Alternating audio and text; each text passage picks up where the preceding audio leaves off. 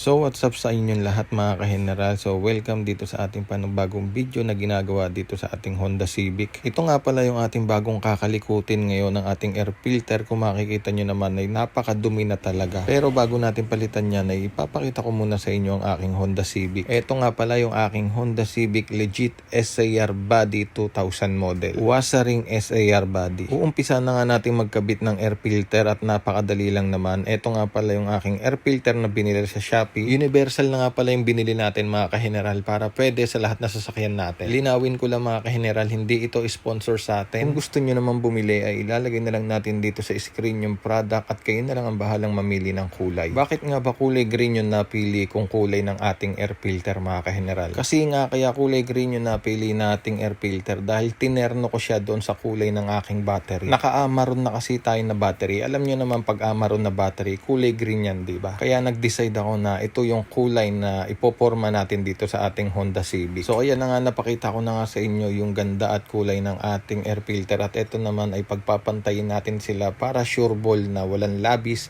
walang kulang. At so far, all goods naman lahat. Pantay na pantay, wala nga labis, walang kulang. Saktong-sakto talaga, parang sinukat. Dito nga ay sinimulan na natin tanggalin yung ating stock na air filter. Doon nga pala sa lock ng ating air filter mga ka-general ay gagamit tayo ng positive at negative na screwdriver. Napakasimple lang magpalit ng ganitong air filter. Pag tinanggal mo na yung lock niya at naluwagan mo na, ayan na, ganyan na yung mangyayari sa kanya. Kung mapapansin nyo, merong stainless na nakasuporta dun sa ating air filter. Dahil yung pinakaulo ng ating air filter ay nakapatong dito sa cable ng spark plug. Kung mapapansin nyo nga ay pudpud na yung pinaka-cover ng ating spark plug. Napakadelikado doon dahil kuryente ang nasa loob na. Kaya naman, yun ang purpose ng ating suporta sa air filter. At dito nga mga ka-general ay natanggal ko na sa pagkakalak yung ating stock na air filter. At ipapakita ko sa inyo na malapitan yung ating air filter para makita nyo kung gaano ba talaga kalibag o kadumi yung ating air filter na stock. Simula nga pala nung nabili natin tong ating Honda Civic mga ka-general, eto na nga pala yung nakakabit sa kanyang filter. Kaya nagkameron din talaga ako ng dahilan para palitan itong ating filter kasi pakiramdam ko talaga parang hindi na nakakahinga ng ayos yung ating makina. At dito nga ay pinagtabinan natin yung ating stock na filter at yung bagong bili nating air filter. Kitang-kita nyo naman yung pagkakaiba. So napansin ko nga lang mga ka-general, yung tubo ng ating air filter ay parang madumi na din at hindi na ganun kaganda. Siguro soon papalitan natin to ng panibago, yung stainless. Maganda siguro dito yung kumikintab-kintab, diba? At ito na nga ipapakita ko na sa ating video kung gaano ba kadaling isalpak ang air filter dito sa ating Honda Civic. Pag mga ganito namang minor